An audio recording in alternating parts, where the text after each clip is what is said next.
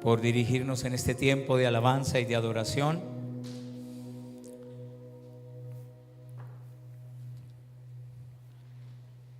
Yo no he tenido la oportunidad de lanzarme en un paracaídas. Quisiera lanzarme en un parapente o practicar bungee jumping, pero en paracaídas nunca me he lanzado. Pero los paracaidistas se llegan a lanzar de 2.700 a 5.000 metros de altura. Eso es una altura extremadamente gigante. Pero hay la historia de unos amigos paracaidistas que se lanzan a 4.500 metros de altura. Y una de las amigas de uno de los entrenadores que se lanzan, al ella lanzarse, su amigo entrenador se da cuenta que el paracaídas de ella no abre. Y sigue bajando y sigue agarrando velocidad en su bajada. Y dice que era una velocidad tan vertiginosa que alcanzó los 200 kilómetros por hora bajando. Así que su amigo, el entrenador, ve que al ver a su amiga que se desmaya por la velocidad y que se va a estrellar contra el piso, él tiene que tomar una decisión. Y la decisión que toma es que pega su mentón contra su pecho, estira los dedos de sus pies y pone hacia atrás las plantas de sus pies, pega sus manos al cuerpo y se lanza en una caída vertiginosa a más de 200 kilómetros, tratándola de alcanzar. Ella no le abre su paracaídas, pero él viene tratándola de alcanzar. Ella baja mucho más rápido, pero él comienza a maniobrar de manera que la pueda alcanzar y la alcanza. La mínima altura para que alguien pueda abrir un paracaídas es a 600 metros de altura y la alcanza a 380 metros de altura y puede abrir su paracaídas en ese momento. Ambos se salvaron en esta historia. Lo que yo le quiero contar en esta mañana es que no sé si su vida alguna vez ha estado en una caída libre, vertiginosa, que el paracaídas de su vida no abre. Yo me he encontrado en esa situación, pero alguien se lanzó por mí a una velocidad más grande. Desde el cielo Dios envió a su Hijo a morir por usted y por mí en la cruz del Calvario, y bajó tan rápido que ya me iba a estrellar contra el piso, contra el mundo. Pero a cuántos de nosotros el Señor nos ha salvado y nos ha rescatado en un momento de dificultad en nuestra vida. Y este amigo entrenador arriesgó su propia vida. Jesús no solamente arriesgó, entregó su vida por usted y por mí en la cruz del Calvario. Ese es el evangelio que nosotros predicamos. Esa es la razón de ser de un lugar como estos, donde venimos no a hablar de una persona, sino que venimos a hablar de ¿quién? De Jesús. Todo lo que hacemos se trata de un entrenador que nos ayudó en un momento difícil de nuestra vida. Quisiera que usted en algún momento, cuando tenga tiempito en su casa, pueda leer el Evangelio de San Juan, el capítulo 10 y el capítulo 11. Y son capítulos muy conocidos. Hoy por causa del tiempo no lo podemos leer. Pero el capítulo 10 habla, el Evangelio de San Juan, que Jesús está hablando que Él es el buen pastor. Y Jesús en el capítulo 10 de San Juan está diciendo: yo soy el buen pastor y el buen pastor su vida da por las ovejas. Pero en el capítulo 10, versículo 22, después de Jesús estar diciendo que es el buen pastor, en el versículo 22 de San Juan 10 hay un título en su Biblia: los judíos rechazan a Jesús. Y los judíos comienzan a sentir que lo que Jesús está diciendo es malo, que Él se atreve a decir que es Dios, y hablan de apedrearlo. Los judíos quisieron apedrear a Jesús. Así que Jesús toma una decisión cuando estaba en ese lugar de San Juan capítulo 10 versículo 22, cuando lo rechazan y hablan de matarlo. No solamente apedrearlo, hablaban de matarlo, y Jesús se tiene que ir de ese lugar al otro lado del Jordán. Le estoy dando un resumen de San Juan capítulo 10. Pero después de San Juan capítulo 10 aparece San Juan capítulo 11. Y el capítulo 11 del libro de San Juan nos habla de una historia de unos jóvenes solteros, tal vez el club de fans de solteros que tenía Jesús, y es Marta, María y Lázaro. ¿Ha escuchado usted esa historia de Marta, de María y Lázaro?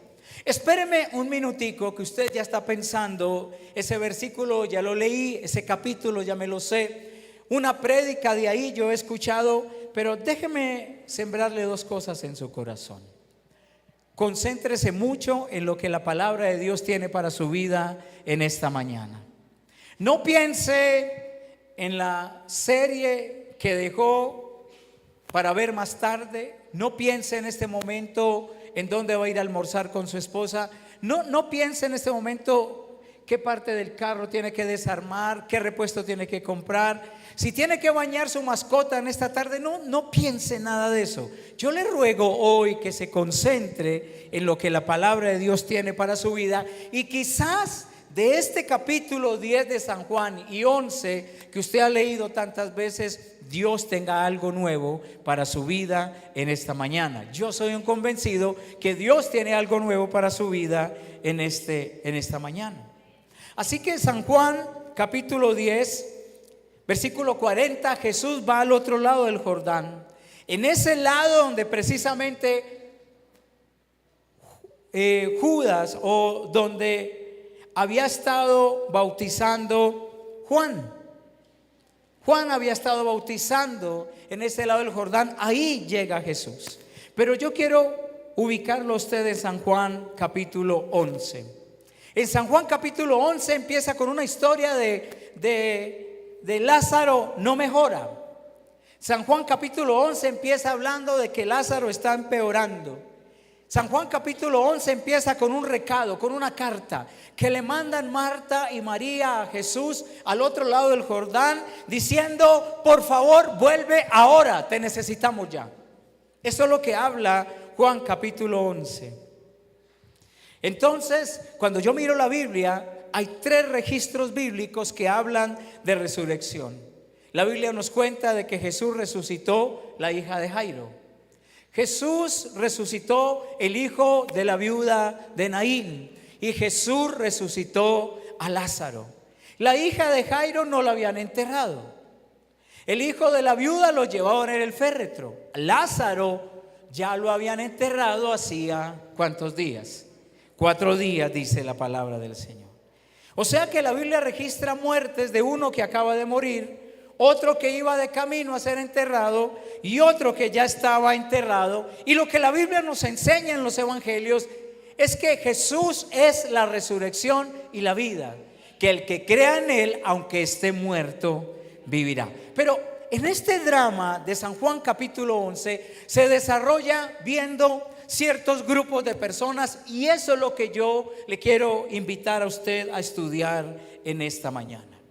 San Juan capítulo 11 versículo 19 dice lo siguiente: muchos de los judíos habían venido a Marta y a María para consolarlas por su hermano. Muchos de los judíos. O sea que cuando Lázaro enferma, cuando Lázaro muere, cuando Lázaro lo ponen en esa tumba, muchos judíos vieron la muerte de Lázaro. Muchos judíos estuvieron en ese momento.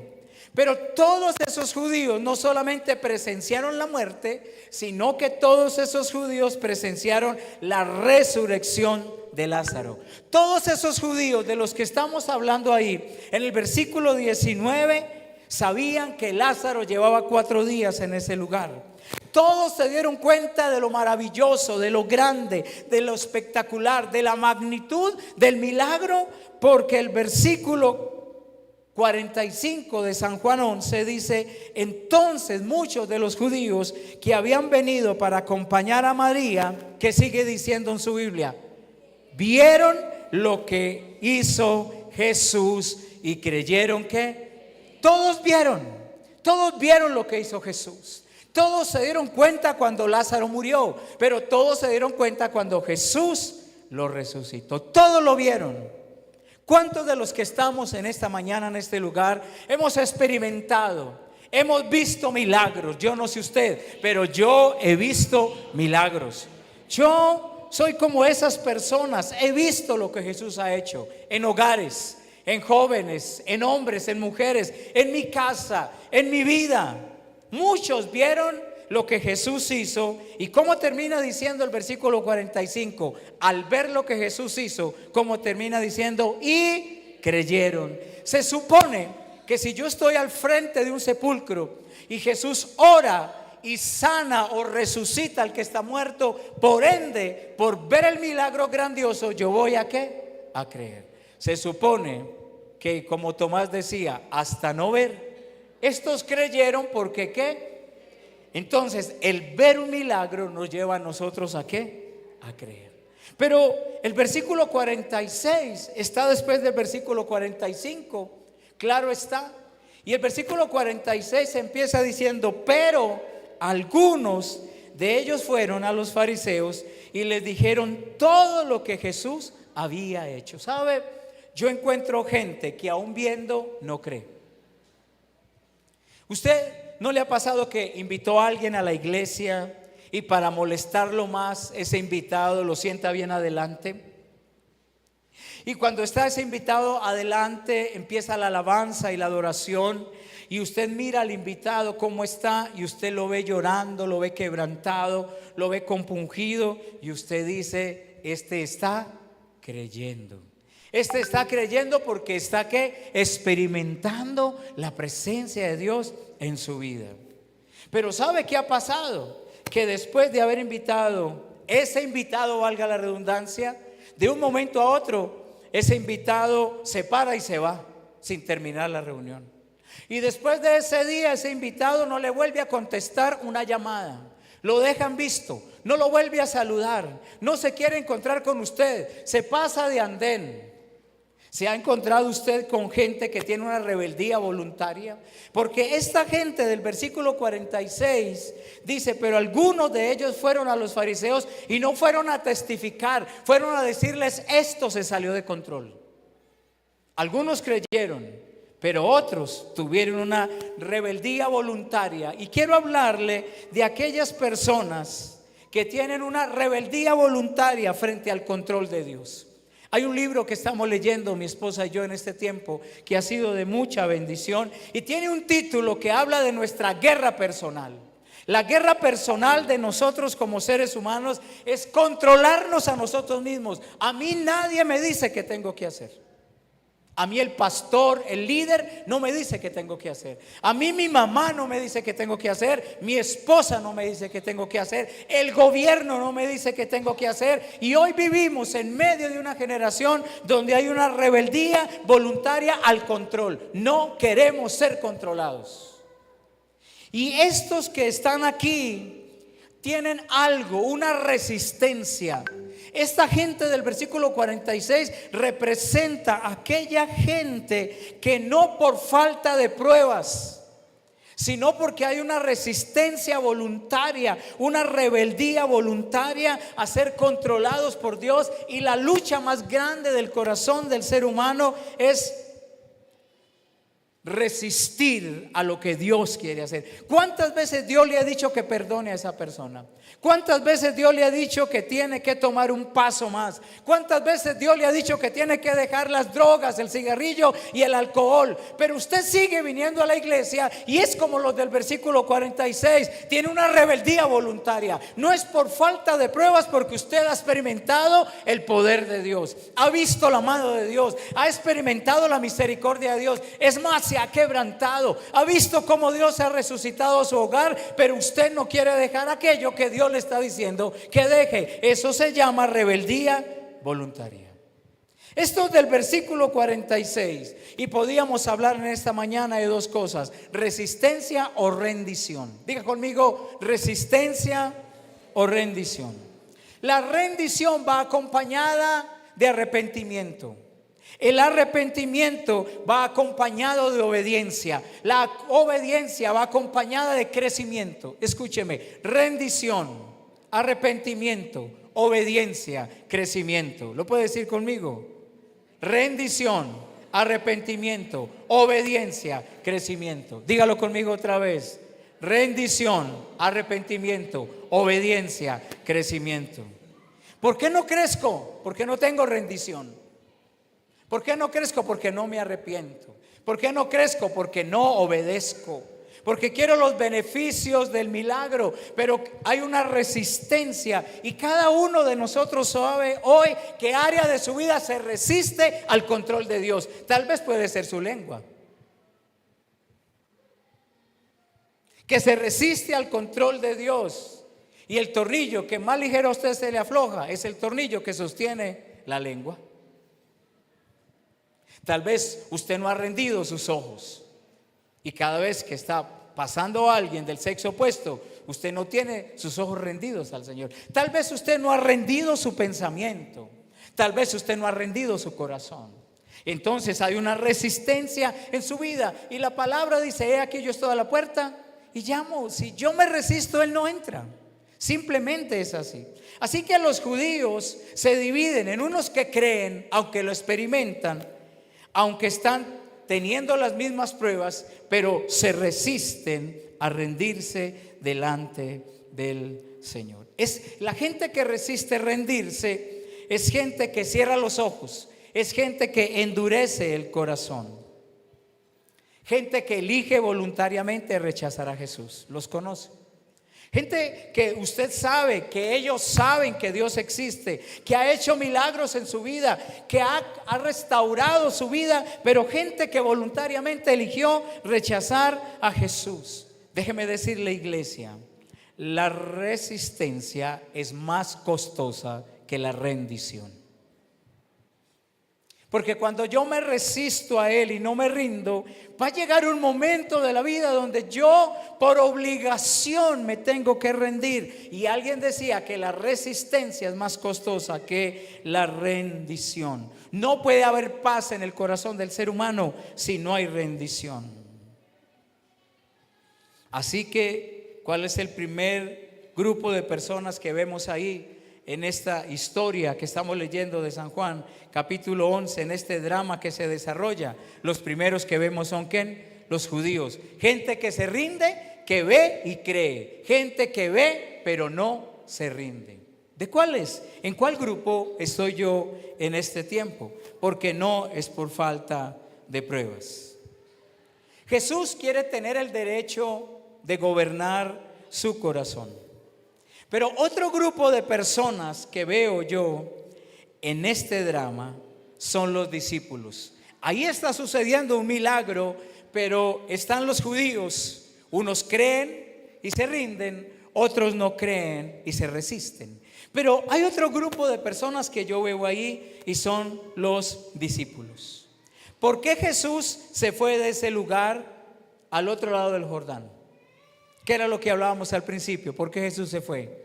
Porque lo iban a matar, porque hablaron de apedrearlo. Jesús se fue, y recién Jesús llega al otro lado del Jordán, Marta y María lo mandan a llamar otra vez. Jesús, lo necesitamos aquí. Y aquí es donde en San Juan capítulo 11 versículo 6 dice de la siguiente manera: cuando oyó pues que estaba enfermo, se quedó 2 días más en el lugar donde estaba. Y versículo 7 de San Juan 11, léalo conmigo. Luego, después de esto, dijo a sus discípulos: vamos a Judea otra vez. ¿Por qué se había ido Jesús de Judea? Pero frente a una petición, Jesús vuelve. Escúcheme, le quiero hablar algo del versículo 6. Cuando oyó pues que estaba enfermo, se quedó 2 días más en el lugar donde estaba. Escúcheme, no hay forma de manipular a Jesús. Jesús no se mueve por emociones. Jesús espera el tiempo correcto, cosas que aprendemos ahí. Lázaro le mandan a decir: el que amas está enfermo. Señor, te necesitamos ya. Pero Jesús no se dejó llevar por las emociones, no tomó decisiones almáticas. Jesús esperó 2 días más. Y mire lo que dice el versículo 7. Luego, después de esto, dijo a sus discípulos: vamos a Judea otra vez. ¿Cuál es el primer grupo de personas que estudiamos en este drama? Los judíos. El segundo grupo de personas que estamos estudiando es ¿quiénes? Los discípulos. Ahora, los discípulos habían salido aterrados corriendo de allá porque los iban a matar. Ahora en el versículo 7 de San Juan 11, Jesús después de esto le dijo a sus discípulos: vamos a Judea otra vez. Espere Jesús, espéreme. ¿Cómo así? Hace 2 días o 4 días nos vinimos de allá. Nos iban a matar, allá nos están esperando para matarnos. Ahora Jesús les dice: vamos otra vez a Judea. Y el versículo 8 de San Juan 11 dice: le dijeron los discípulos: Rabí, ahora procuraban los judíos apedrearte y otra vez vas allá. Hay momentos cuando discípulos, diga conmigo discípulos, no judíos, discípulos seguidor, discípulo aquel que sigue a su maestro, que el maestro nos lleva a situaciones de riesgo en nuestra vida. Discípulos es esta clase de gente que está dispuesta a arriesgar su vida. Discípulo es esta clase de gente que dice que servir a Dios es un privilegio, no es una carga. Y estos discípulos le dijeron: ¿y otra vez vas allá? Y San Juan capítulo 11 versículo 16, entonces dijo Tomás, que parece que Tomás en medio de los discípulos es un fatalista. Yo como pastor me encuentro gente que lo sacrifica todo por Jesús, pero también me encuentro gente como Tomás, fatalista. Y Tomás, ¿qué dice en el versículo 16? Dígalo, léalo conmigo. Entonces Tomás, llamado Dídimo, a sus condiscípulos: vamos también nosotros para que muramos con él. Usted se va a encontrar en la iglesia gente que está dispuesta a entregar más tiempo, a llegar más temprano y a salir más tarde. Gente que está dispuesta a dar más para la obra, como testificaba ahorita Verónica en este lugar, que decía que es mejor dar que recibir. Gente que está dispuesta a dar de su tiempo, de su talento, de sus fuerzas. Gente que está dispuesta a salir del trabajo, a venir a pintar las paredes de la iglesia hasta las 12 o 2 de la madrugada. Pero usted se va a encontrar gente fatalista. Se va a encontrar gente que dice: yo ya fui este domingo, no necesito ir durante los próximos 2 meses a la iglesia. Usted se va a encontrar gente que si fue el domingo a la iglesia y de pronto fue el miércoles porque pasó y el ujier lo saludó y el ujier lo obligó a entrar, la persona sale diciendo: no, estoy buscando demasiado, estoy yendo demasiado a la iglesia, pastor, no me utilice más, me estoy comprometiendo demasiado. Me hago entender en esta mañana. Porque Jesús tuvo discípulos que dijeron: así nos toque morir contigo, no te negaremos. Pero también hubo discípulos como Tomás, llamado el Dídimo, que de manera sarcástica dijo: vamos entonces para que muramos con él, pues para que nos maten a todos.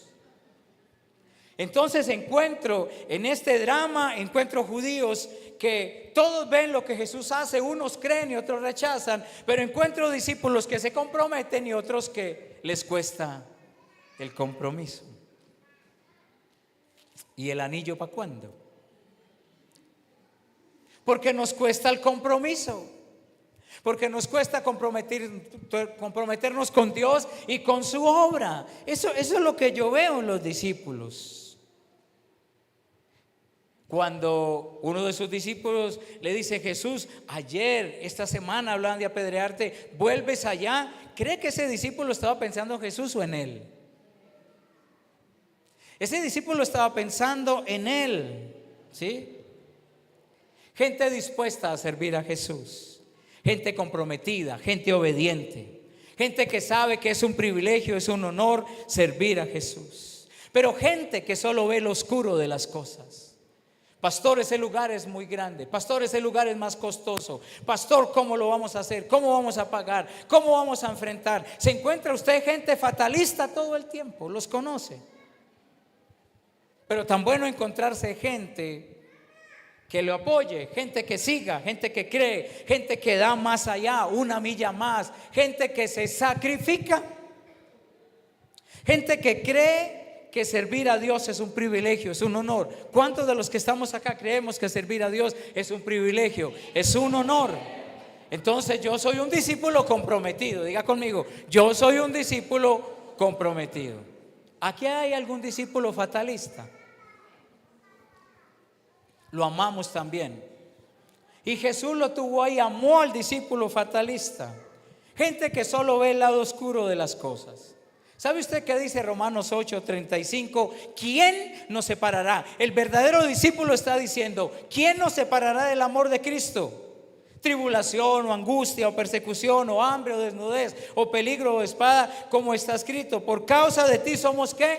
Muertos todo el tiempo y somos como contados como ovejas de matadero. El versículo 37 dice: antes en todas estas cosas somos más que vencedores por medio de aquel que nos amó. Y sigue diciendo: por lo cual estoy seguro de que ni la muerte, ni la vida, ni ángeles, ni principado, ni potestades, ni lo presente, ni lo porvenir, ni lo alto, ni lo profundo, ni la muerte del esposo, ni el cáncer de su esposa, nos podrá separar del amor de Dios que es en Cristo Jesús, Señor nuestro.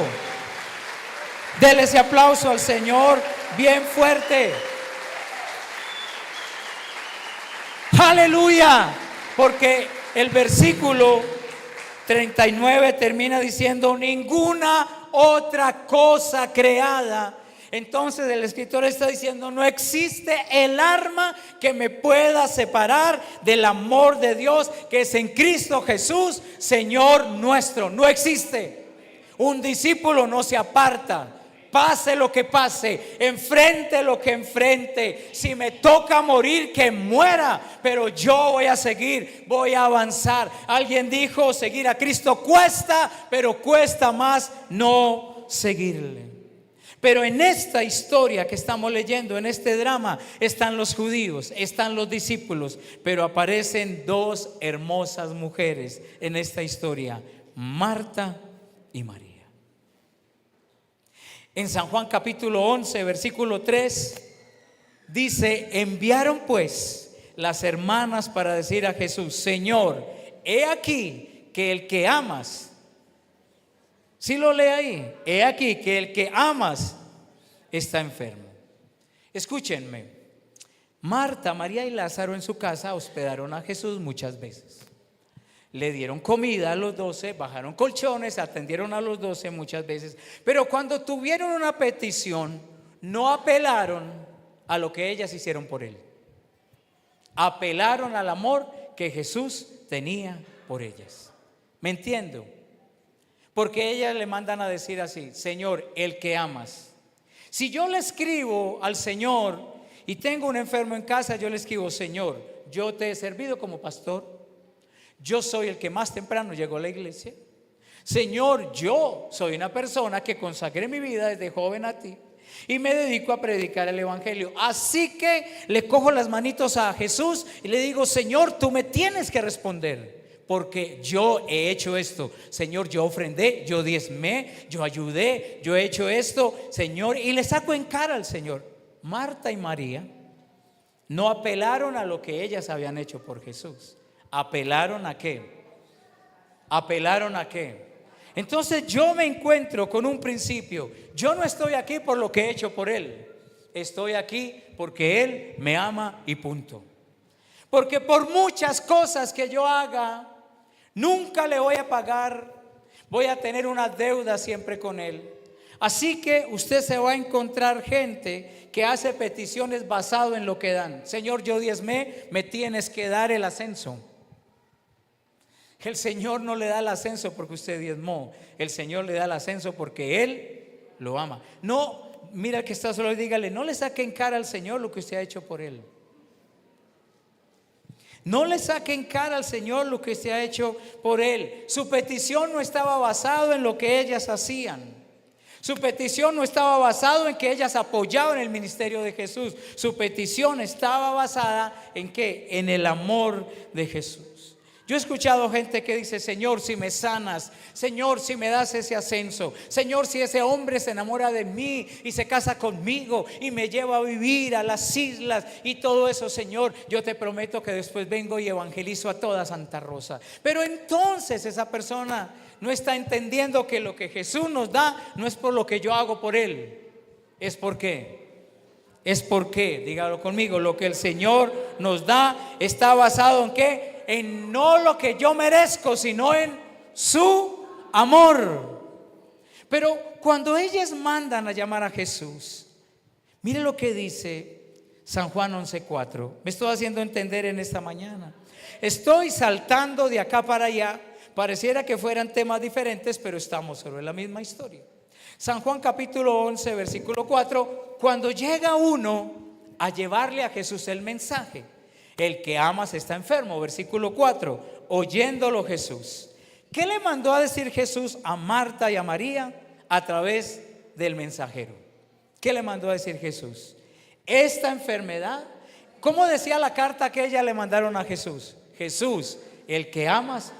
Y Jesús le escribe otra carta y se las manda. ¿Qué dice la carta que Jesús le envió? Esta enfermedad no es para muerte, sino para la gloria de Dios, para que el Hijo de Dios sea glorificado por ella. ¿Cuántos confiamos en las promesas que Dios nos da en su palabra? ¿Qué le ha mandado decir Jesús a través de la Biblia? Que lo va a sanar, que lo va a restaurar, que le va a proveer, que le va a ayudar, que lo va a catapultar, que lo va a cambiar. Pero usted y yo, como Marta y María, hemos confiado en lo que Jesús nos ha prometido. ¿Cuántos hemos confiado ciegamente en lo que Jesús nos ha prometido? Entonces allá está Marta y María y llega el recado y lo abren y lo leen. Tal vez era en la misma hoja al otro lado, porque por un lado decía el que amas está enfermo, pero por el otro lado Jesús le dice, ¿cómo le dice? Esta enfermedad no es para muerte. O sea, Jesús le está diciendo, Lázaro no se va a morir. Y ya podemos terminar la enseñanza acá. Marta y María van y hablan con Lázaro, lo tocan y tiene fiebre. La fiebre le está subiendo, pero ellas dicen, no, es que acá está esta promesa, ¿sí? Que Jesús les manda a decir en esa promesa. ¿Cómo dice el versículo? Esta enfermedad no es para ¿qué? Muerte. Pero tocan a Lázaro y la fiebre ya no está en 37, está en 38, está en 39, está en 40. Lázaro ya comienza a perder su sentido común y comienzan a sentir que Lázaro comienza a ponerse mucho más grave. Y ya ellas dicen, Marta dice, la que trabaja es Marta, y Marta dice, llevémoslo a la clínica. Y María dice, no, pero Jesús dijo que esta enfermedad no es para muerte. Entonces sentémoslo en la sala para que como que respire un poquito, porque Jesús dijo que esta enfermedad no es para muerte. Lo paran en la puerta, pero cada vez Lázaro está más enfermo. Y en un momento Lázaro está acostado ahí, sentado en un sillón, y Marta y María están tomando las manos de Lázaro, y de pronto comienzan a sentir que los ojos de Lázaro comienzan a cerrarse, que está pálido, que su mano está flácida, que comienza a respirar mucho más profundo, pero más despacio. Pero están mirando la carta que Jesús les mandó, y la carta que Jesús les mandó les decía, esta enfermedad no es para muerte, sino para que la gloria de Dios sea. Y terminan de leer esa carta pequeña que Jesús les envía, y Lázaro de un momento a otro se muere. ¿Ha vivido usted ese momento? Que leyendo la promesa se le muere el enfermo, que leyendo la promesa la situación se agrava.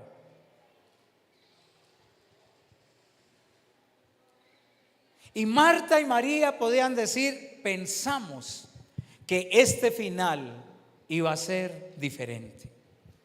¿Cuántas veces hemos estado en ese momento de nuestra vida donde creímos que el final iba a ser diferente? Que hemos orado por un hijo, pero estamos viendo un final diferente. Que hemos estado orando por un hogar, por la restauración, pero estamos viendo un final diferente. Ayúdeme con eso, o solamente yo lo he vivido. Yo pensé que el final iba a ser diferente. ¿Cómo se siente usted cuando pensó que el final iba a ser diferente? Y ya la gente comenzó a decirles, muchachas, ya toca. Entonces, ¿pagan funeraria? Vamos a la funeraria. ¿Quién hace todas las vueltas de la funeraria?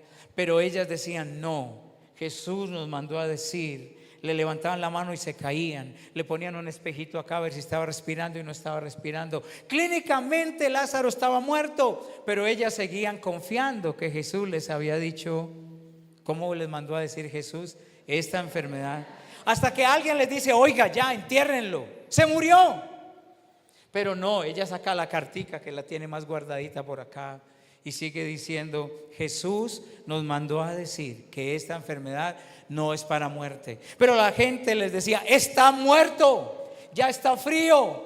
No lo dice la Biblia, yo me lo imagino y exagero. Pasó un día, pasó dos con el muerto ahí.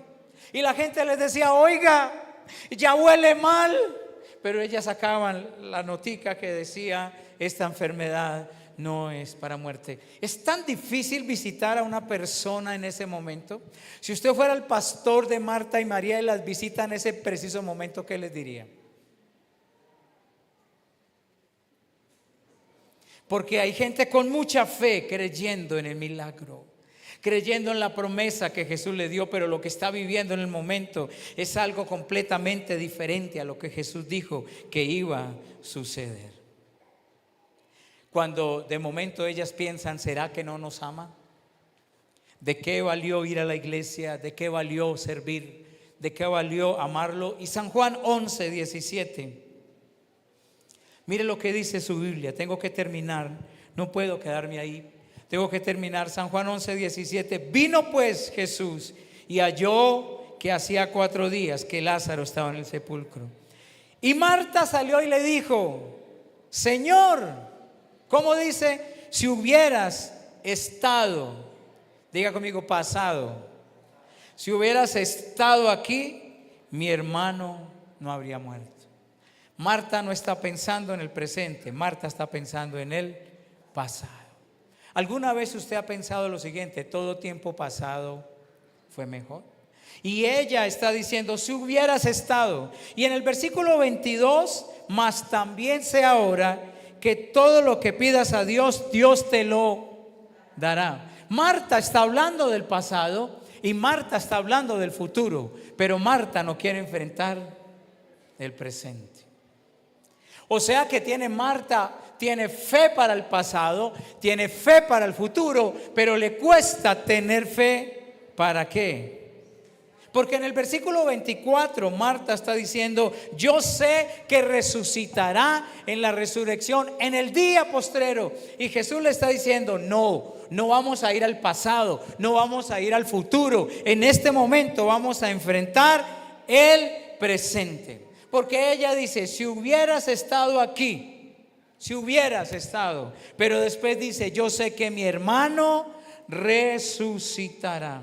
Hay gente con fe al pasado, hay gente que le tiene fe al futuro, pero gente que ha perdido la fe en el presente. Muy poca fe para el ahora.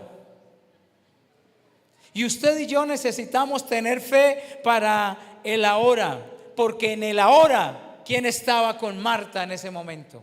Jesús. Y el máximo potencial, la máxima posibilidad estaba frente a ellas, no en el pasado, no en el futuro, sino en el presente. Y déjeme decirle que en este presente inmediato usted tiene frente a su vida el máximo potencial y la máxima posibilidad, que es Jesús, de hacer un milagro en su hogar, de hacer un milagro en su casa. Pero es que éramos así, sí, eran. Y entonces usted siente que tiene poca fe para el presente. Pero la Biblia dice que al que puede creer, al que tiene fe, al que cree, todo le es posible. San Juan 11:28 al 32. Y con esto termino. ¿Ha aprendido usted en esta mañana? Y le pregunto, ¿tiene fe para el presente? No responda tan rápido. ¿Tiene fe frente a lo que está viendo hoy?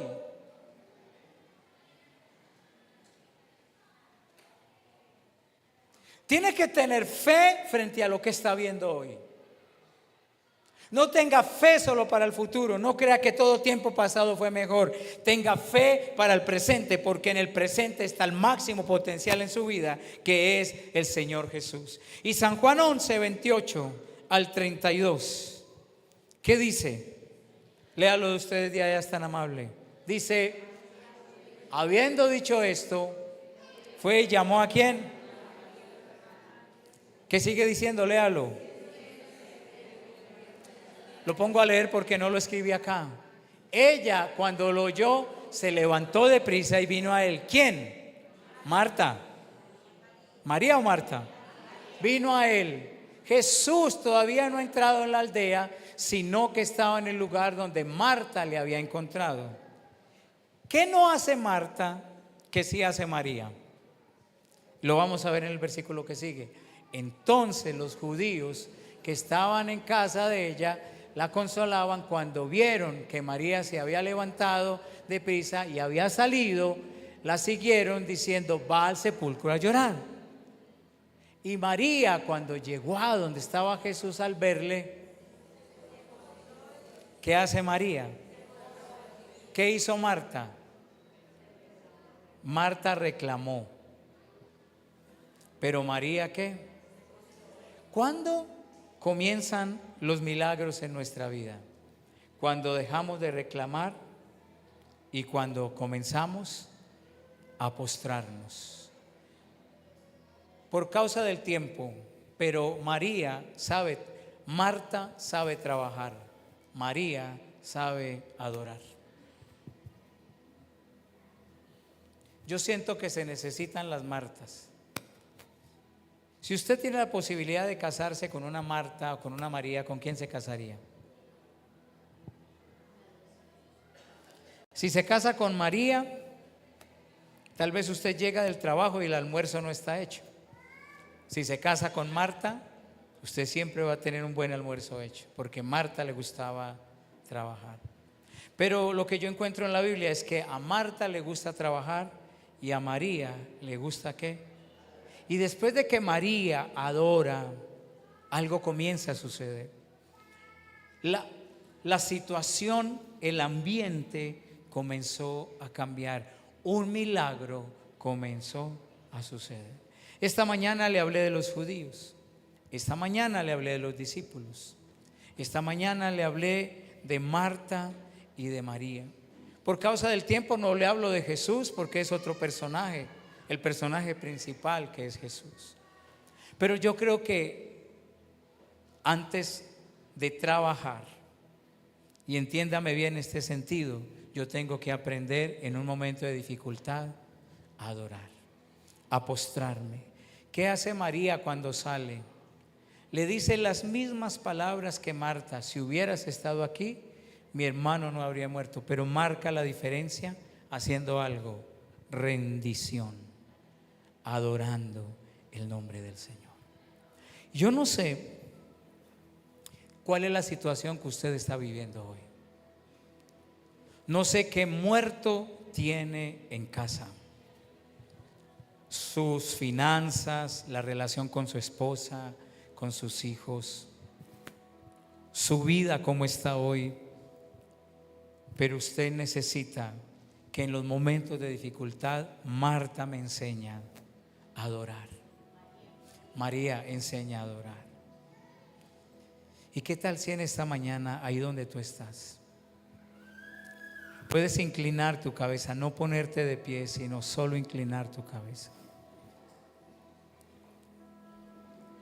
Tal vez tienes una hoja con la promesa que Dios te dio sobre tu vida, sobre tu casa, y el final no era como tú esperabas. Si usted no ha leído esta parte de la escritura, se va a encontrar que Jesús sí resucitó a Lázaro, que el final sí fue como Jesús había prometido, pero tuvo que haber rendición. La rendición va acompañada de arrepentimiento. El arrepentimiento va acompañado de obediencia, y la obediencia va acompañada de crecimiento. ¿Por qué no adoras al Señor y apagas tus pensamientos por unos momentos y callas las voces que te gritan todo el tiempo y solo adoras su presencia? Adóralo a Él en esta mañana. Concéntrate en Él en esta mañana. Y dile: Señor, yo vengo a hacer lo que hizo María. Vengo a postrarme a tus pies. Aquí hay gente que urgentemente necesita adorar, porque está viviendo un momento de dificultad, porque cree que el final le va a ser diferente, porque siente que Dios no lo ama. Aquí hay gente que siente que le ha dado mucho a Dios y que Dios no le ha pagado conforme a lo que ha dado. Pero lo que tú necesitas hoy es adorar. No seas como los judíos que endurecieron el corazón y se resistieron. Tú has experimentado la presencia de Dios. Solamente adóralo en esta mañana. Adora su presencia. Tal vez tienes un enfermo en casa. Tal vez tienes una dificultad económica. Tal vez vienes de malos entendidos con tu esposa, con tus padres. Tu vida es un desastre hoy, tal vez. Pero rinde tu corazón delante de Él. Adora en esta mañana. Adora su presencia. Adórale a Él, adórale. Adórale. Y a través de esta canción tú vas a adorar en esta mañana. Adora su nombre. Adora su presencia. Adora su grandeza.